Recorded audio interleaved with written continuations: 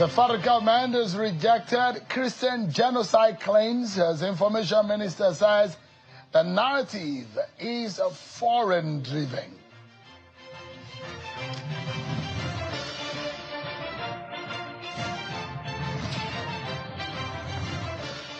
And Umar Damagum of the PDP is confident about Ibadan Convention of the PDP and describing the recent ruling by Justice Akintola of the Oyo State High Court as a courageous one.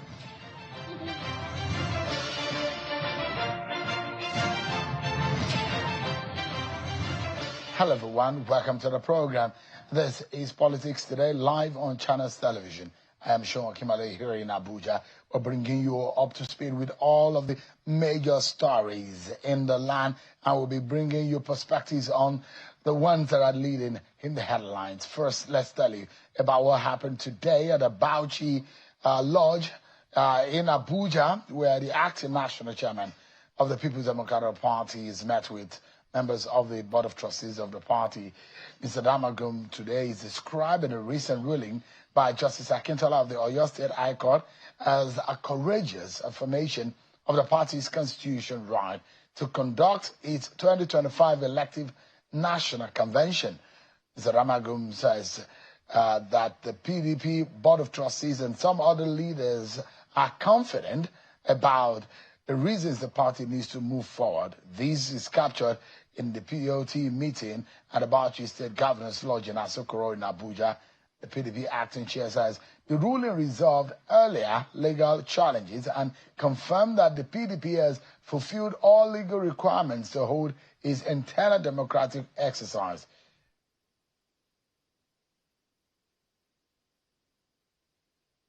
At the time, some felt I was taking sides because I refused to indulge in vindictiveness of punishing those they wanted punished. But I knew better. When they could not understand the wisdom of ceding their swords, they left the party. Yet, even now, those I was accused of allying with have completely misunderstood my intention. The truth is simple. Every decision I took, every compromise I made, every gesture of accommodation was for the sake of this party. That is Mr. Umar Damagum, who is explaining the situation in the party and the reasons for some of the decision that has been taken. Of course, Adolphus Wabara, who is the chair of the Board of Trustees, was also at that meeting. And they're all confident about the Ibadan Convention, which is despite what has been described as conflicting court judgments, one from the Federal High Court and another from the State High Court, coming after the Federal High Court. Well, the State High Court is giving an ex-parte order, which seems to have contradicted the stand of the Federal High Court in Abuja, one of the major challenges in our judicial process here in the country. Well, that is the headache of the People's Democratic Party and how they're going to navigate through what has become an overwhelming internal troubles. Well, let me bring you some more stories in our political roundup.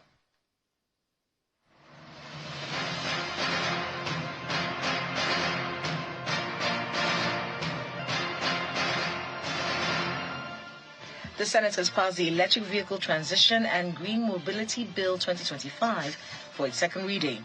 The legislation seeks to create a national framework for Nigeria's shift to electric vehicles, EVs, promote local manufacturing, and strengthen the country's commitment to environmental sustainability. The bill, sponsored by Senator Ojuzokalo Abia North, received broad support as lawmakers outlined strategies for transitioning to electric mobility through local content development, foreign partnerships, and nationwide charging infrastructure. Justice James Omotosho of the Federal High Court in Abuja has granted the last opportunity to the detained leader of the indigenous people of Biafra, Nnamdi Kanu, to either enter a defense in his ongoing alleged terrorism trial or be foreclosed. At the resumed hearing on Wednesday, Justice Omotosho said it was his duty as a judge in the case to accord the defendant sufficient opportunity to put in his defense.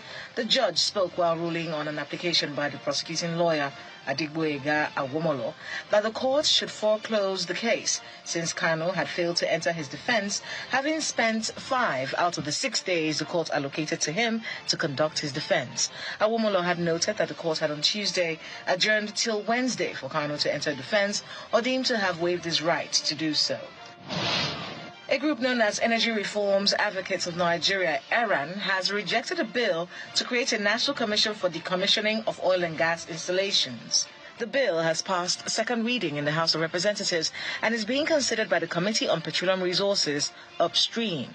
Speaking at a press conference on Sunday, Abba Henry, ERAN's executive director, said the Petroleum Industry Act, PIA, of 2021 is a robust legal and institutional framework which empowers the Nigerian Upstream Petroleum Regulation Commission, NUPRC, to oversee the decommissioning, abandonment, and environmental restorations in the oil and gas sector.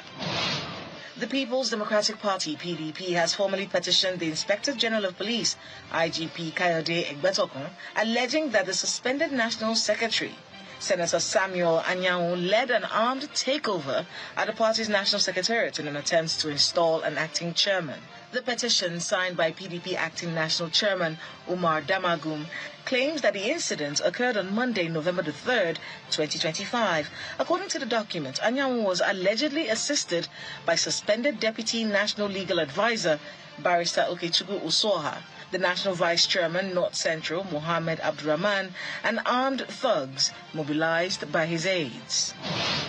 President Bola Ahmed Tinubu has written to the House of Representatives requesting an approval to borrow 1.150 trillion naira from the domestic market to fund the deficits due to the increase in the 2025 budget. The president's letter was read by the deputy speaker. According to the letter, the budget deficit is due to the increase in the budget by the National Assembly against the budget proposal submitted by the executive.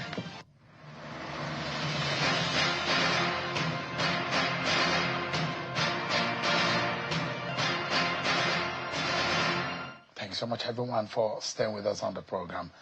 So, the federal government is responding to the comments made by the United States President Donald Trump, a warning of possible military action in Nigeria. At a press briefing in Abuja today, the Minister of Information and National Orientation, Mr. Mohammed Idris, has said Nigeria has recorded significant gains in its counter-terrorism operations and remains committed to protecting its sovereignty.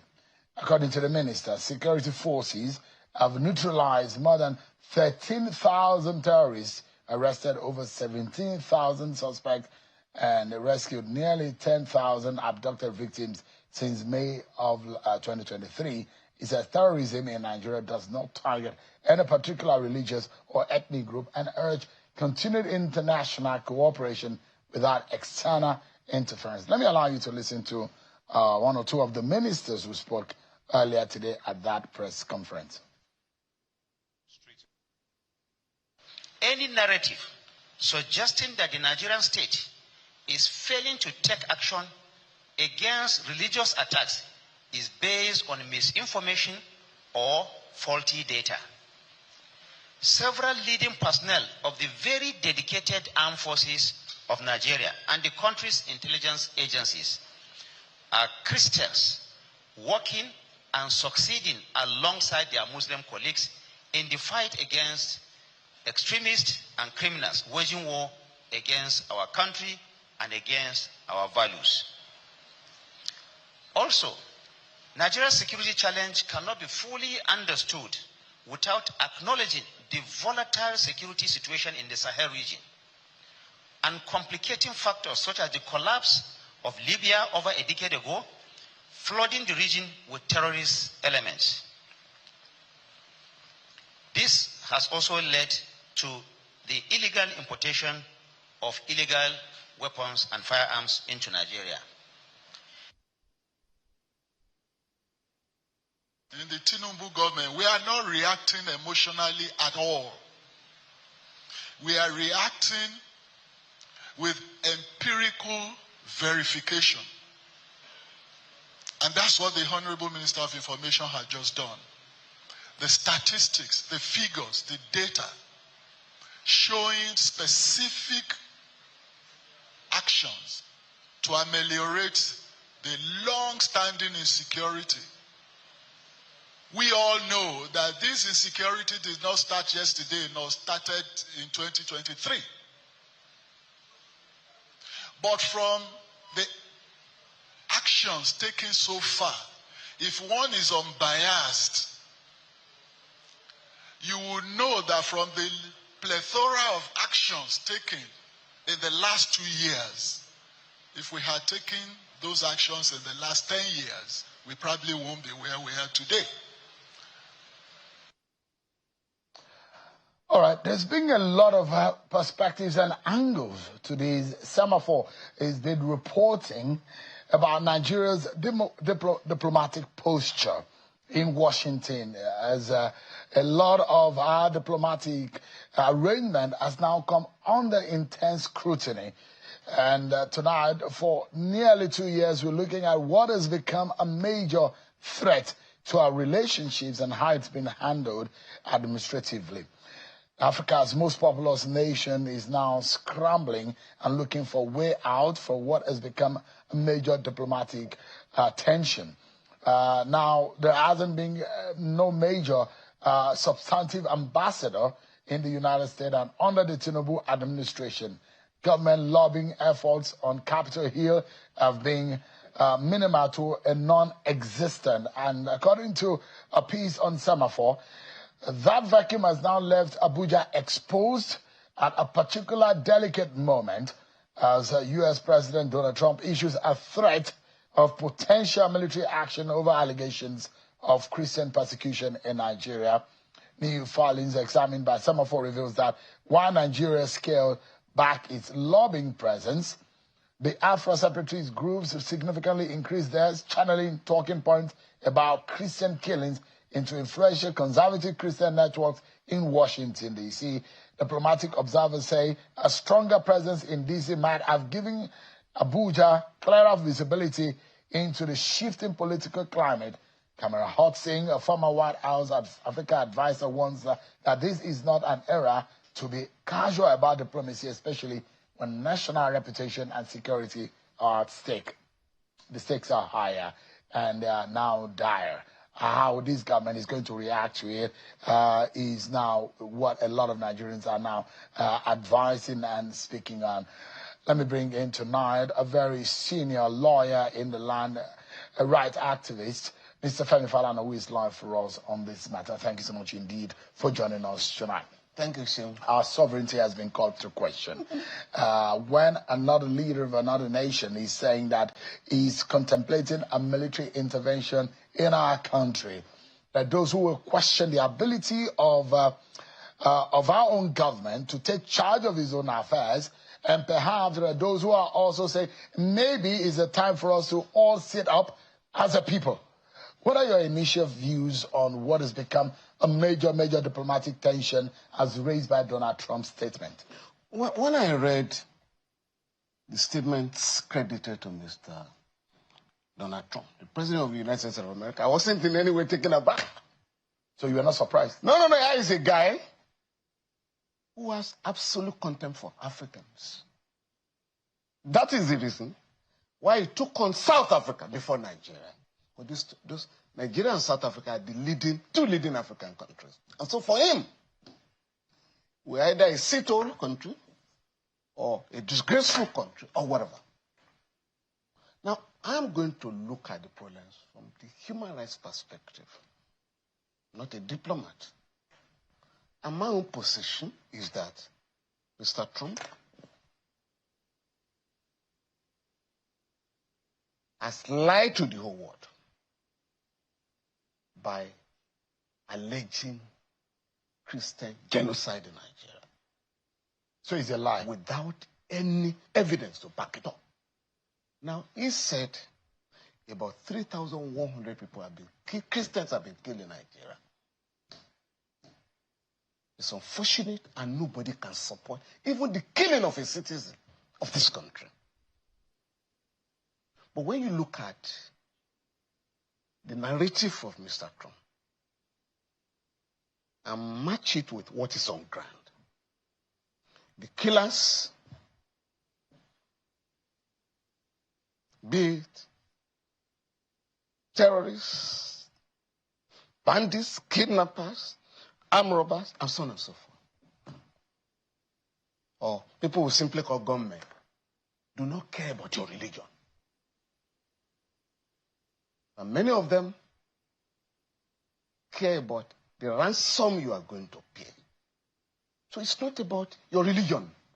Now, in the Middle Belt, particularly Benue and Plateau states, where this narrative, this campaign has been prosecuted for quite some time, those who are killing there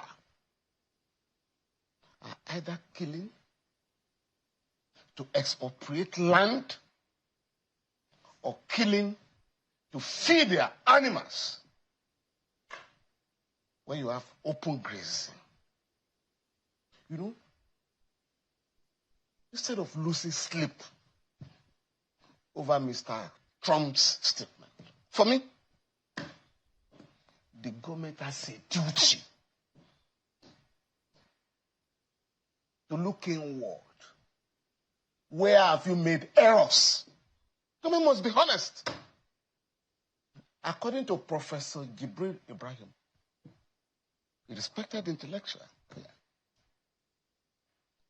has said that this campaign of Christian genocide in Nigeria has been prosecuted for 8 years without any challenge from the government. Guys are going to the US and coming back, spreading this narrative about Christian genocide in Nigeria without any challenge. 2, if we look at the solutions that have been preferred and agreed upon by members of the political class in Nigeria to address some of these problems. When Governor, now Senator Simon Lalong, was the governor of the Southern Forum, and the late Governor Rotimi Akeredolu SN was the chair. No, when he was the chair of the Northern Forum, and Akeredolu was the chair of the Southern Forum. A separate fora. These two organizations, Governors Forum or Governors Fora, the two, agreed that open grazing should be banned in Nigeria. Have they been banned? On my way to Abuja yesterday, I saw cattle on the street of Abuja, on the airport road. Nigeria is the only country in the world. Let me tell you where you find them the most. The 3 arms zone. You find them grazing along the National Assembly Road. That's where you find them the most. Now, so in case you are looking for them. What are the solutions that these guys have preferred? Is there should be ranches established in different parts of the country where you have an enclosure for the animals to graze. People will plant grass. Some will supply water. In that enclosure, the children of the herders will go to school.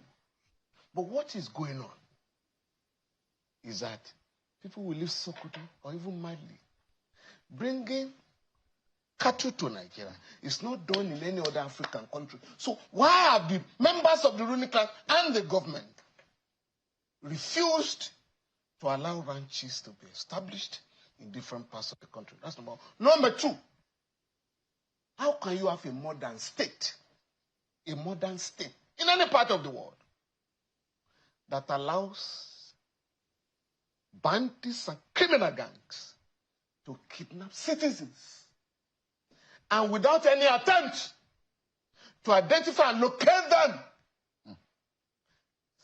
Family members of victims of kidnapping are forced to raise huge sums of money, and then you pay bandits ransom.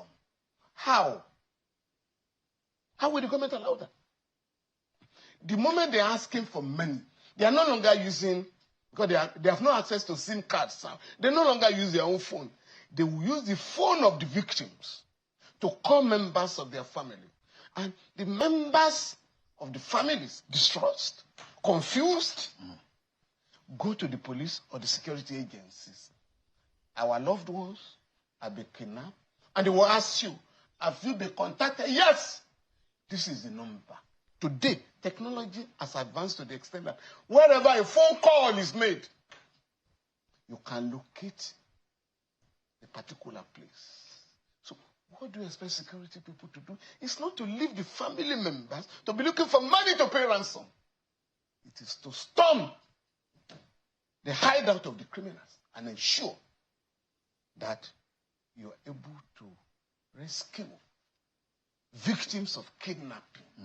So unless you do that, the business becomes very lucrative. And that is why we're in trouble. So we must look at this problem. Why have we brought this embarrassment to ourselves as a people? That we are being treated as a neo-colony of the United States of America. We cannot even challenge Mr. Trump. How dare you? Where is this hypocrisy coming from?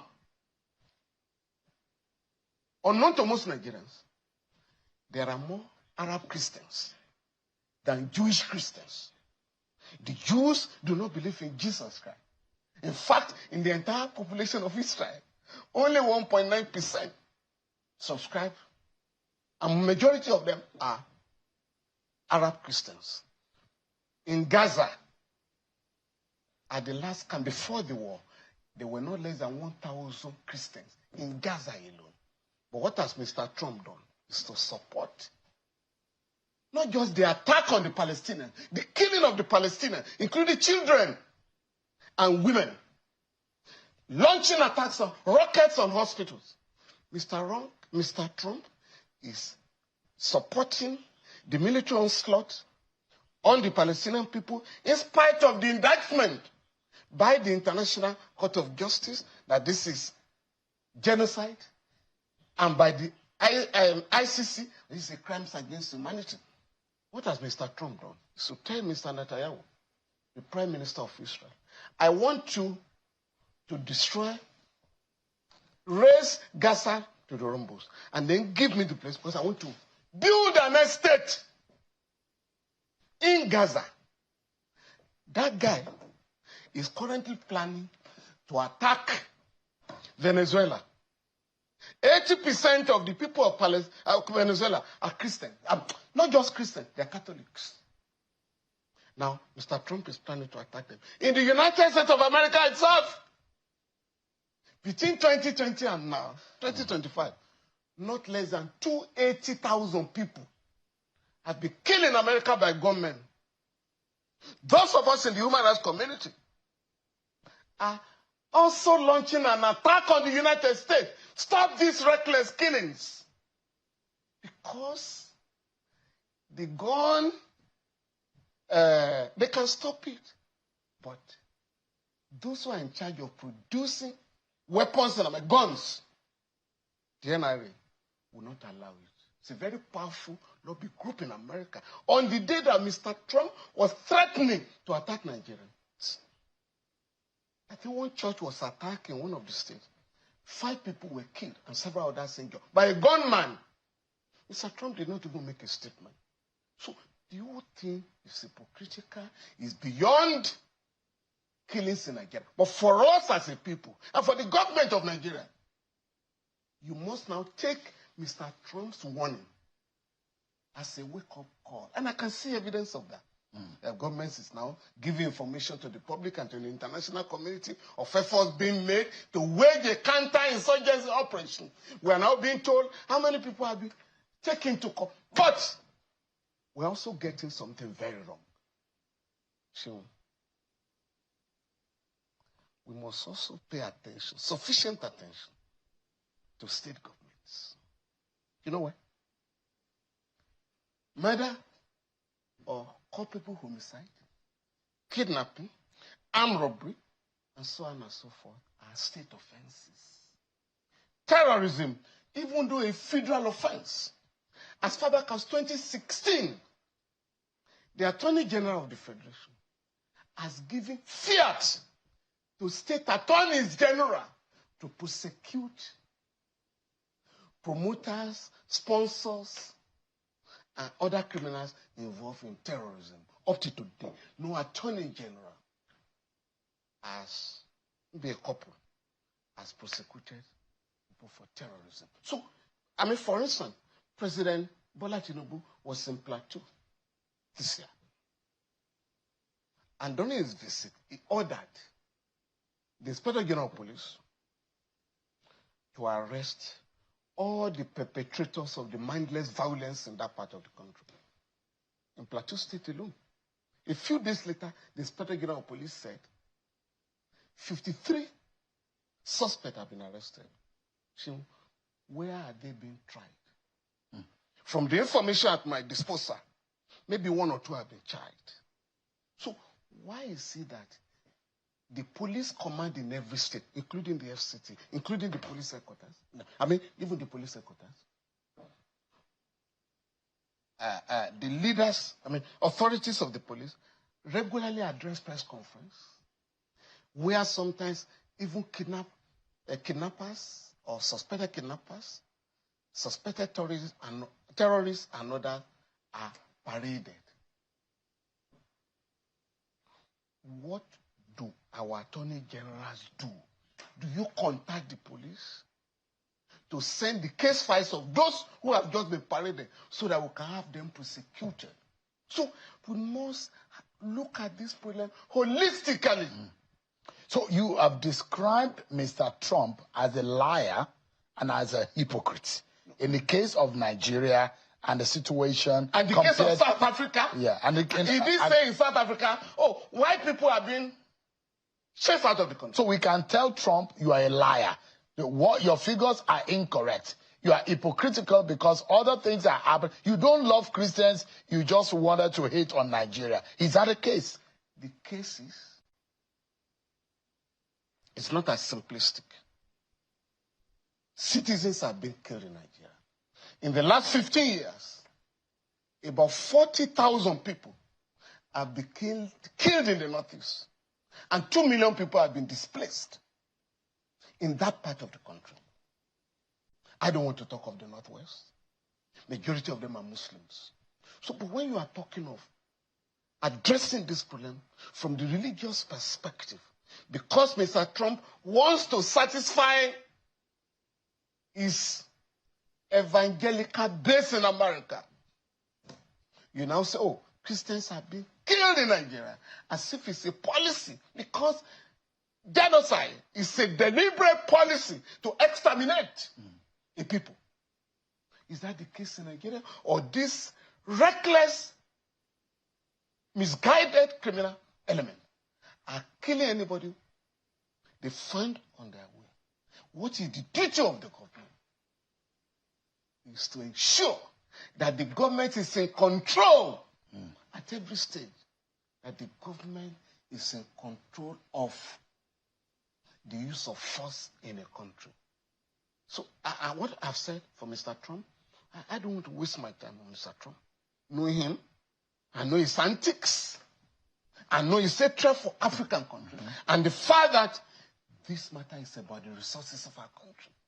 The same guys who are promoting this debate are also saying, let's cut China to size in Africa.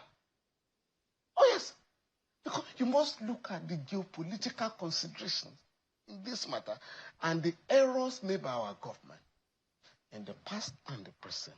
Are we addressing these problems? Somebody was talking of a crisis from Libya. In Libya. Nigeria and South Africa sat in the Security Council. And when President Obama and others were planning to invade Libya, both countries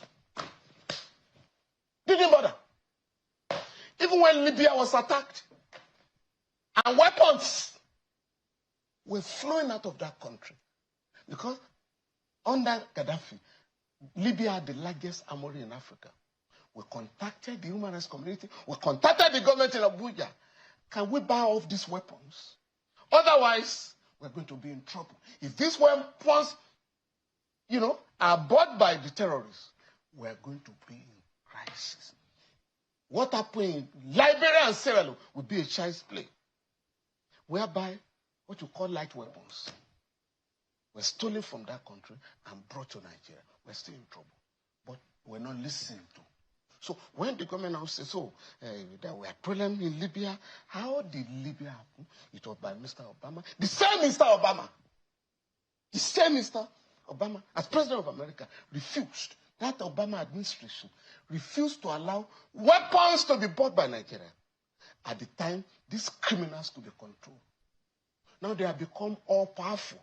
The same United States government is now pretending, right, to love Nigeria and Christians in Nigeria more than other cities. We must not allow anybody, any powerful, any country to divide our people along religious lines. All right. Give me a moment, because what we understand is that there are forces and voices in Washington, D.C., lobbying, some of them from Nigeria, some belonging to the Biafra separatists' ideology, and some of them are also Christian conservative networks who are in Washington, who are lobbying the American government to say what is happening in our country needs a lot of attention. And those who are blaming this government, that it's now scrambling for lobbying in that same Washington. What have you been doing? Why have you not appointed ambassadors? Those who can sit at the table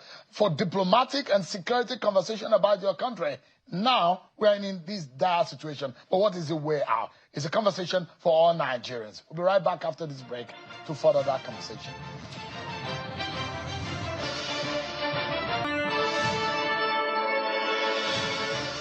Thank you so much, everyone, for staying with us on the program. Mr. Femi Falana, senior advocate of Nigeria and human rights activist, speaking with us on the state of our nation. Where do we go from here? Thank you so much, Mr. Falana, for your time tonight. Is it coincidence? A few days ago, there were rumors of coup.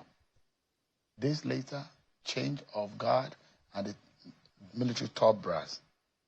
And now, there are a lot of angles to what Trump has said. And those who are looking at it, the permutations are a lot. And is it coincidence that all of these things are happening in the last 1 month or so? Is this government under some kind of attack? Or what exactly is going on? Sure. You know, a lot of conspiracy theories are going on. Mm-hmm. And as a lawyer, I can only speak of what I know. To the facts. That are within the public domain. Mm-hmm. As far as I'm concerned, the government is making more money from the sale of oil. Apart from removal of fuel subsidy, the government has also been able to increase oil production in our country.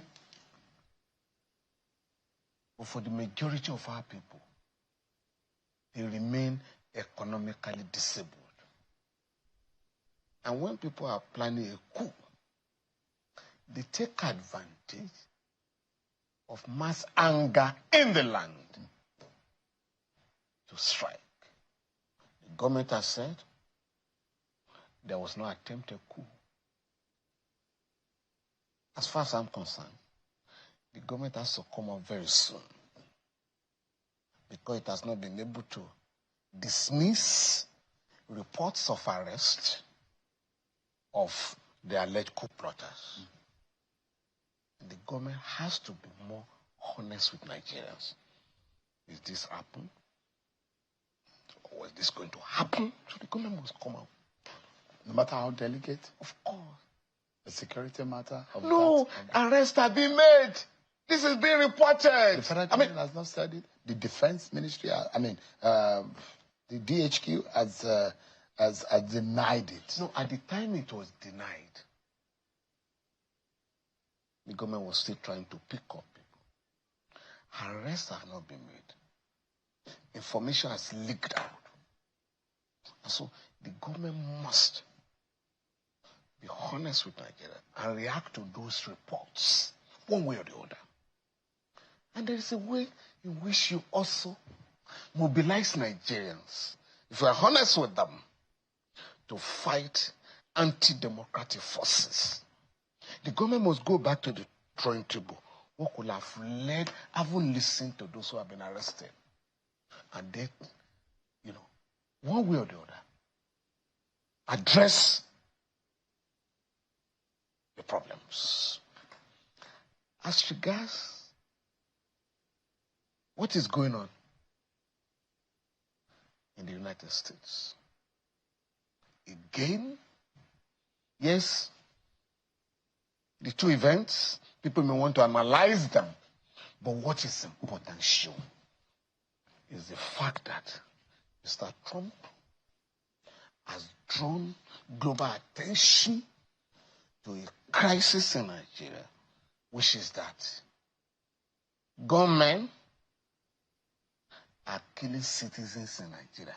If we try to reduce it to attacks on Christians, that is its own problem.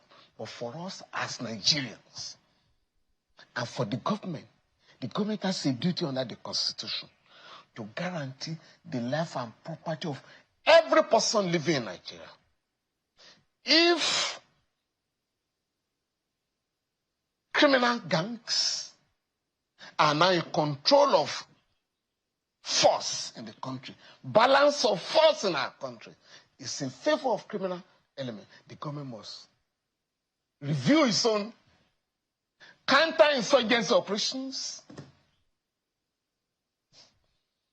with a view to protecting Nigerians.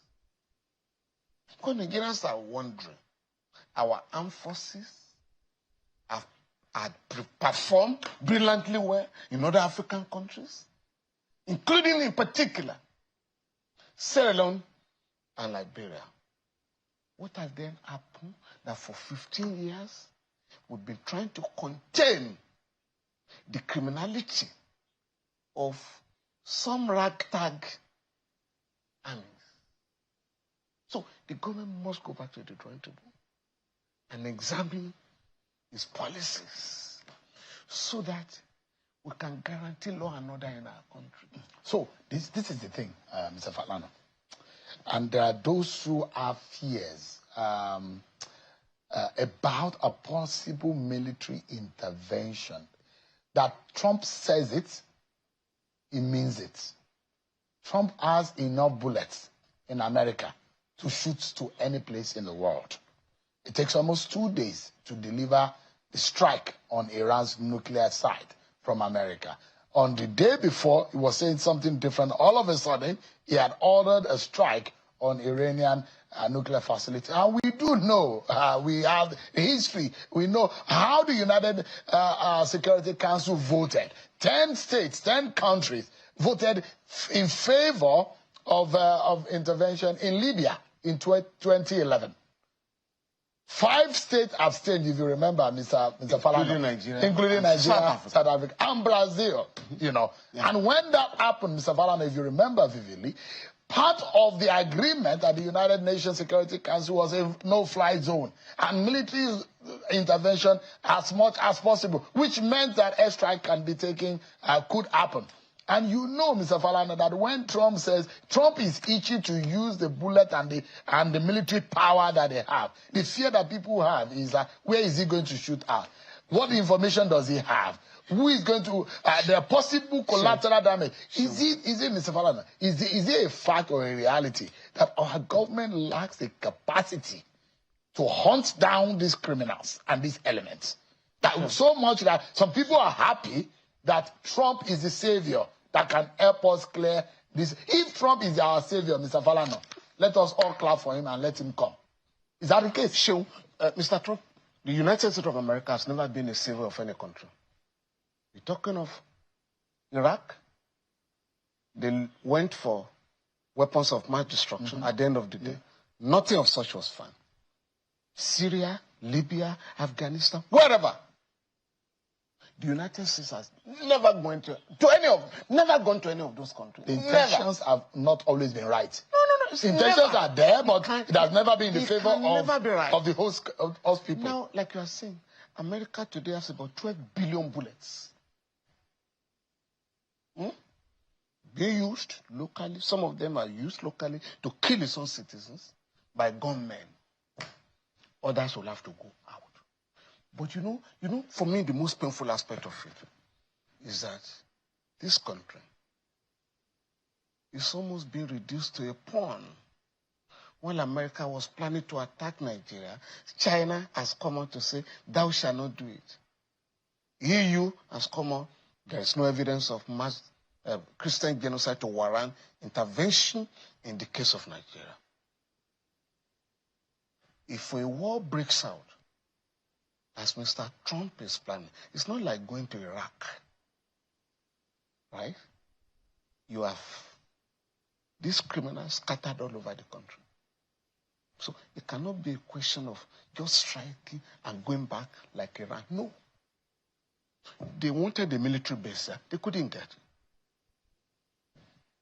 They want to be dumping, turn Nigeria into a dumping ground for deportees. The government said no. So this country, we must find a way of moving in. Can we assert ourselves in the face of a Trump presidency? Can we assert ourselves? You know what is important? And that is what the government must know. It's not a matter of press conference. No. Yes, it's good to inform people about what you are doing. But the Nigerian people will have to be mobilized to defend their own country. And that is by addressing the economic problems confronting them. You can't have a few people living like lords, and majority are living in penury. That is what gives room for mass discontent. Not a, an election just took place in New York yesterday. Mr. Trump campaigned against the candidate who was going to New York's. Yeah. And an immigrant has won again. Oh, yes, from Uganda. And he told Mr. Trump, Uganda. Absolutely. He said, look, it's a city of immigrants. He's also a Muslim. Yeah. And after his victory, I told Mr. Trump, this is a city of immigrants. Mm-hmm. We are going to join issues with you. Mr. Trump had threatened, if you vote for this guy, Mandani, we are going to withhold, funding. We're not going to allow New York to be funded by the federal government. And the people of New York said, so be it. 2 weeks ago, over 7 million Americans were on the street. We said, we didn't vote for a dictator. We voted for a president, not a king. Over 150 court orders have been made against his executive orders. So it's not as popular. Some of these actions outside the U.S. are meant to divert attention from the resistance of the people. For us, the only way you can fight a foreign dictator is to mobilize your people by addressing their problems. All right. Cuba is 90 miles away from Florida. And the government there, since the days of Fidel Castro, has always boasted. If you invade Cuba, you cannot win. It happened in 1962, the Bay of Pigs invasion. And Cubans continue to say, we shall fight until the last man stands. All right, give me a moment, Mr. Falana. We'll go for another break. We'll be right back, everyone.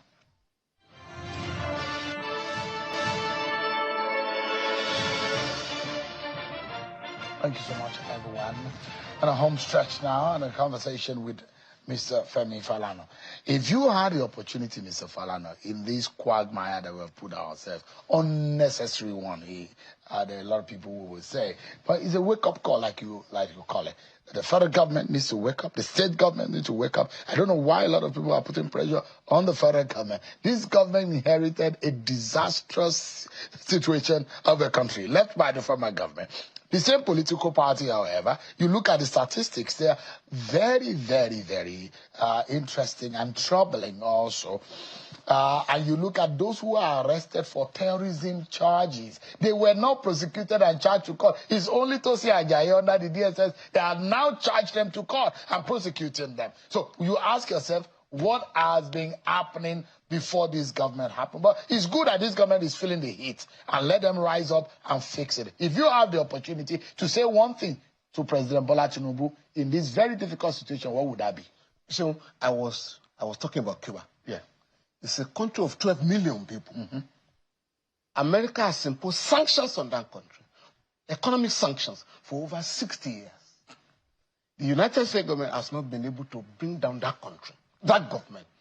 The socialist government of Cuba, yesterday, Mandani, that won election in New York, campaigned on the basis of a socialist program, said, I'm a socialist democrat. Yeah, it's a democratic socialist, yeah. The world is developing. Unless the government is prepared to address, and when I talk of the government, not the federal government alone, the federal government, state governments, and local government, you must address the problems, economic problems confronting our people. In the case of Cuba, I've mentioned, in spite of all their difficulties and the sanctions, everybody goes to school, from primary to university, at the expense of the state. Free health care. Everybody can. Free health care. In Cuba? On Cuba. Less than 30 million people. Yes, 12 million people. Now, if you want to organize your country, to mobilize the people, to define their country, it's not about, our sovereignty. Our sovereignty has to be anchored, according to the Constitution, on the safety and welfare of the people. Mr. Falana, we need to go. We are totally out of time. Thank you so much. It's always a pleasure having you. Thank you very much. What they say is enough for the wise. Thank you very much. That's our show for today, everyone. That's how we anchor. Many thanks for watching. I'm Sean Akimale. God bless Nigeria.